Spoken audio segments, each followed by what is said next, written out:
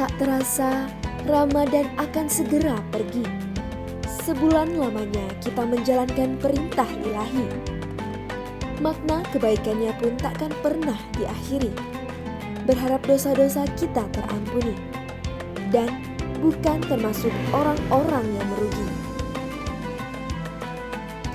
Tidak ada berkat di dunia ini yang lebih besar dibandingkan teman sejati yang selalu mengerti dan menasihati.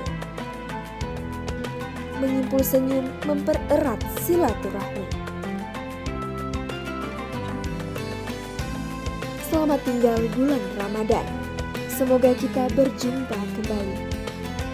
Sebentar lagi kita menyambut datangnya hari yang fitri. Takbir akan menggema di langit ilahi, simbol dari hangatnya berkumpul dengan sanak family. Mari jabat tangan dan satukan hati dalam bingkai pesona Idul Fitri. Semoga kemenangan ini menjadi hakiki.